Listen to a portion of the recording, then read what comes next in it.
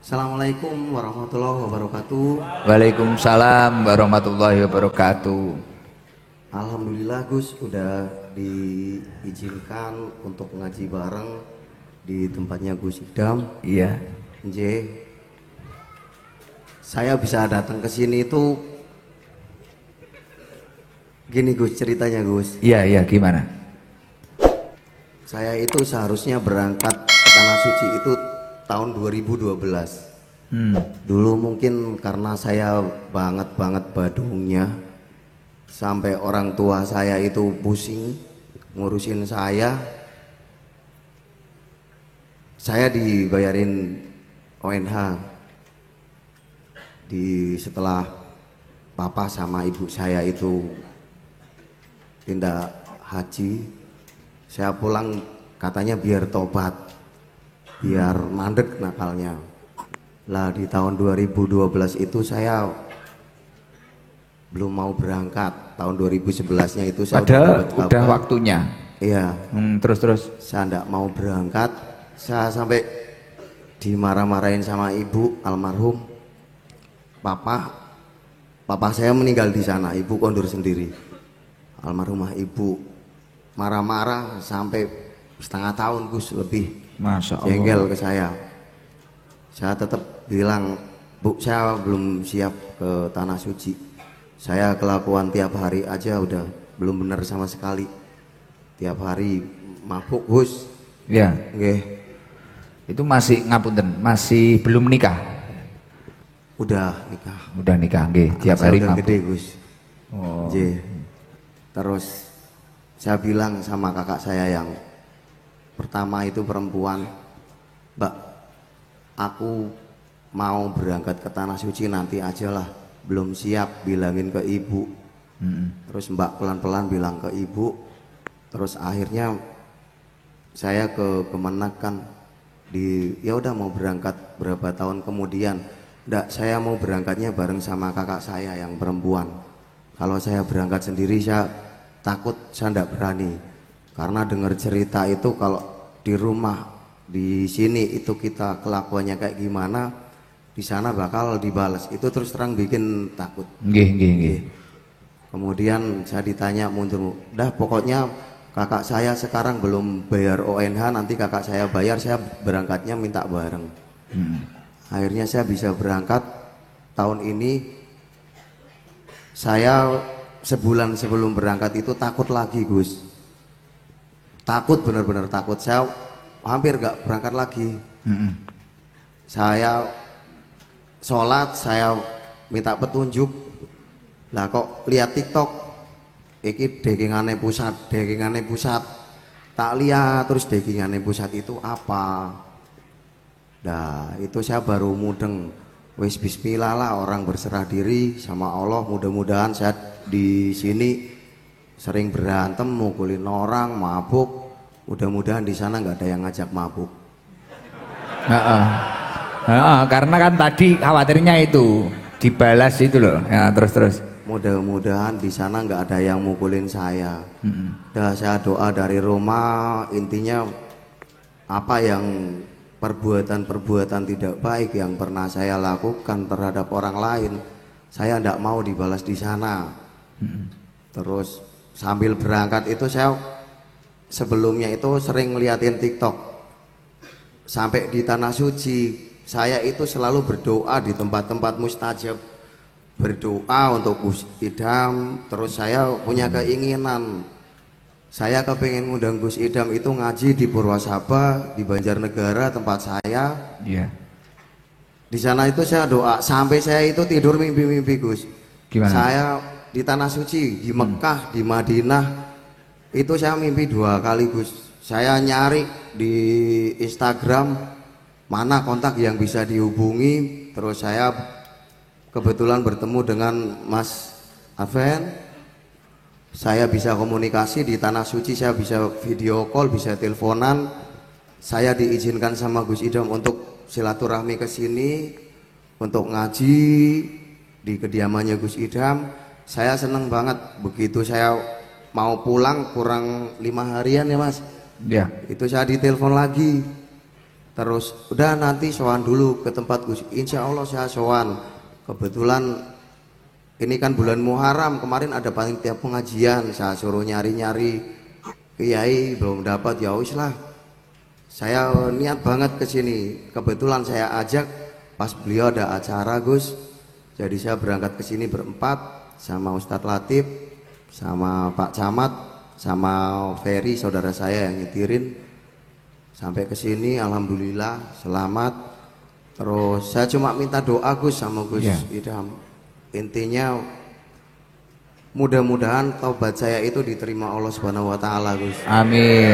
Amin. Mudah-mudahan taubat saya itu menjadi taubatan nasuha. Amin. Saya tidak ingin anak-anak saya itu seperti saya. Itu. Saya itu wis pokoknya masa lalu yang nggak bener banget. Saya nggak pernah dah orang lain apa ngomong saya cah nakal, cah nggak bener, ya wis itu saya dari dulu kayak gitu Gus. Saya nggak pernah ngaku kalau saya itu orang baik, saya itu orang bener. Orang-orang satu desa ngerti, tiap hari kerjanya minum, ada dangdut nonton, berantem, dah gitu kegiatan saya tiap hari dari dulu Gus. Masya Allah. Oke, makanya saya berangkat ke sini, saya punya harapan yang sangat besar. Saya sangat berharap. Saya waktu tidak mau saya yang menentukan karena saya tahu Gus Idham itu sibuk. Iya. Saya biar nanti Gus Idham ada waktu kapan, tapi yang cepet Gus, jangan yang lama. Iya, syukur di bulan Muharram, masih di bulan Suro, kalau enggak ya waktu-waktu dekat tanggal saya terus siang apa malam monggo terserah Gus Idham. Saya kepengen ngundang Gus Idham datang ke Purwasaba, jamaah tempatnya Ustadz Latif, Kiai Husen. Tempat saya ada 4 pondok pesantren Gus Di desa itu. iya. Nah itu Wah, lurai preman ya. anak-anak Purwasaba itu udah menunggu Gus Idham semua. Masa Bahkan tetangga-tetangga desa itu udah menunggu. Saya berangkat sini tadi kebetulan di sini sinyal susah. Saya lihat HP udah yang WA udah ada ratusan, udah sampai belum. Kapan Gus Idham bisa datang? Saya aja belum ngomong. Ampun Purwasaba. Karena gini Pak Lurah, saya juga pusing ini hari-hari. Jadwal saya itu sudah penuh sampai Februari 2025. Bahkan gara-gara saya di Jakarta ini dipanggil pusat itu tanggal 1 sama tanggal 2 ini ngorbankan Galek, yang tanggal 2 Dirmojayan. Jadi apa itu, yang pertama tanggal 1 itu di Galek, yang kedua di Ringinanom Blitar. Jadi malah nggak jadi itu gara-gara ke Jakarta itu. Ya tapi lain waktu insya Allah saya usahakan nanti. Amin amin. Hubungi Mas Adven aja nanti. Kita bawa sak cah-cah niki pisan. Gowo. Tapi jenengan kok jadi lurah sudah lama toh? 4 tahun Gus. Lah kok lah akal kok ya jadi lurah pripun ya? Lah itu Gus, saya berangkat haji juga yang bikin saya berani. Saya ngelihat video-videonya Gus Idham di TikTok. Intinya degengane pusat itu ya Gusti Allah. Kita intinya wis lah berserah diri, kita pasrah aja. Yang kita itu milik Allah kok. Apa yang kita punya juga milik Allah. Saya takut jadi berani. Terus saya mikir, waduh saya di sana nanti jangan-jangan dipukulin orang. Itu terus terang bikin saya takut Gus. Tapi alhamdulillah saya niat berangkat, udah lihat video-video wis lah berangkat.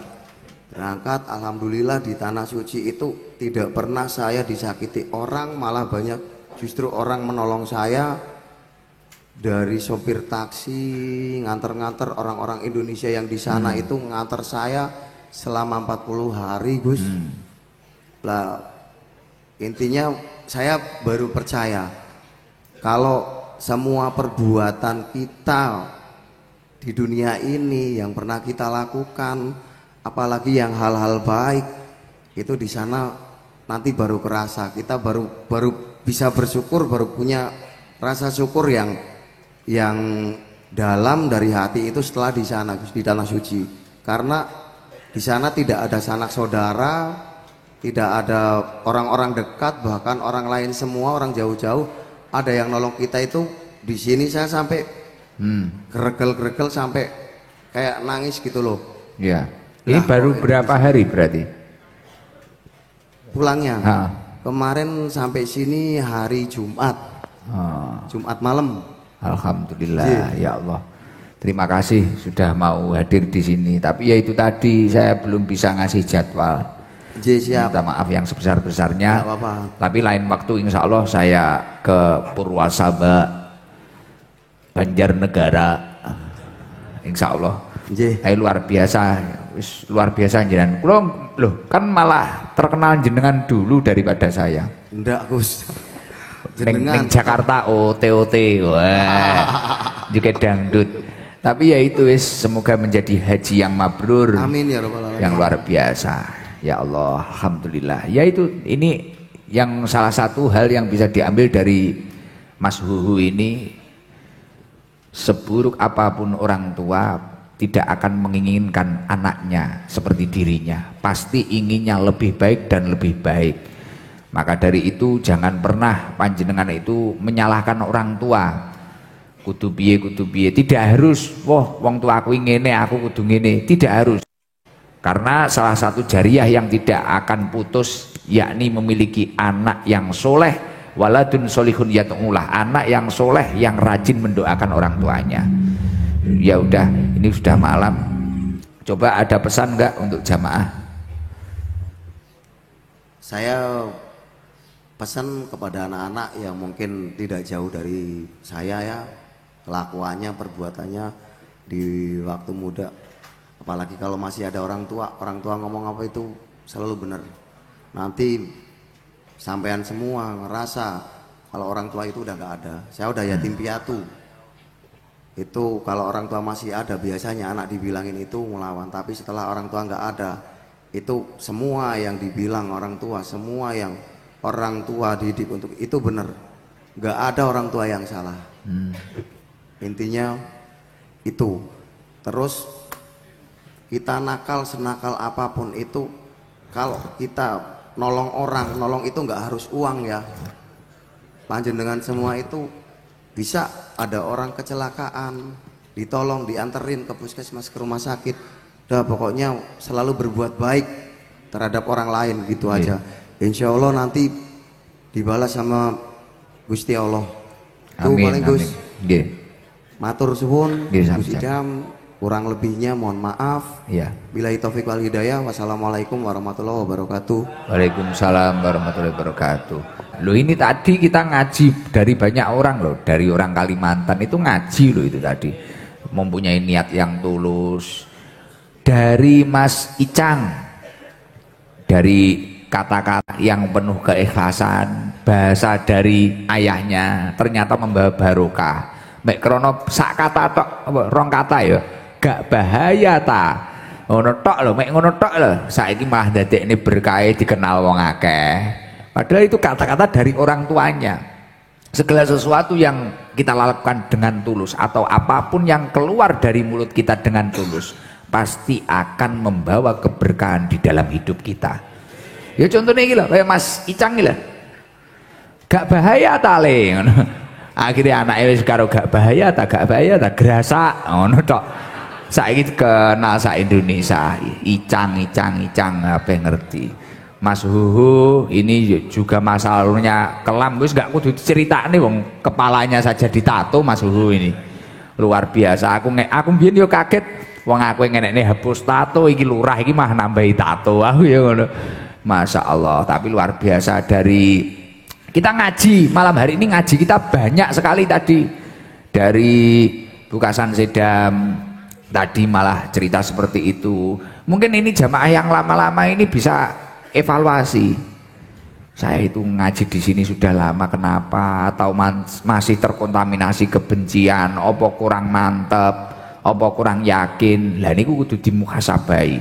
Lah beliau-beliau sampai Mas Aji tadi sholat moro-moro bayang-bayang dan sebagainya.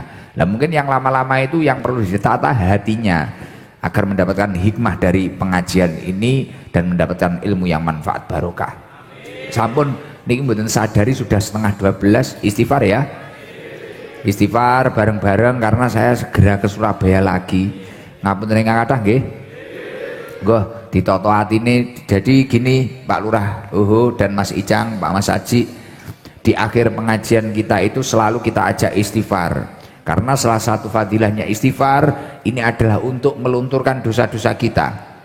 Dan yang mana Rasulullah Shallallahu Alaihi Wasallam itu juga mengatakan, man aksara minal istighfar ja'alallahu lahu min kulli hammin faraja. Barang siapa yang memperbanyak hari-harinya untuk membaca istighfar, Allah akan memberikan solusi dalam setiap permasalahannya, dalam setiap urusan-urusannya. Dan ketika seseorang itu memperbanyak membaca istighfar, wa razaqahu min haitsu la yahtasib, Allah akan memberi rizki dari jalan yang tidak ia sangka-sangka. Semoga semua yang hadir mendapatkan rizki yang manfaat barokah. Ayo bareng-bareng nggih, ditata atine, ditata hatinya, ditata manai. Niki kula titik-titik belajar ngaji bahasa Indonesia. Karena banyak yang ngeritik orang Jawa Barat nggak paham. Sebenarnya pingin ngaji tapi nggak paham. Saya itu sulit kalau bahasa Indonesia. Pelan-pelan nih, coba ya, tak pelan-pelan. Jadi guyu kadang nek kleru. Loh, ini yang seragaman ini mana ini? Jember, Pondok. Masya Allah, aduh kon Jember ya Allah, kon Jember ini dari sore kayaknya masuk TikTok ini. Oh dari jam 11 ya Allah. Ini ada amplop ini untuk rombongan Jember, kasih. Di rombongan Jember. Enggak ditata enggak. Muga-muga istiqomah dalam kebaikan. Oke. Astaghfirullah Rabbal baraya, astaghfirullah minal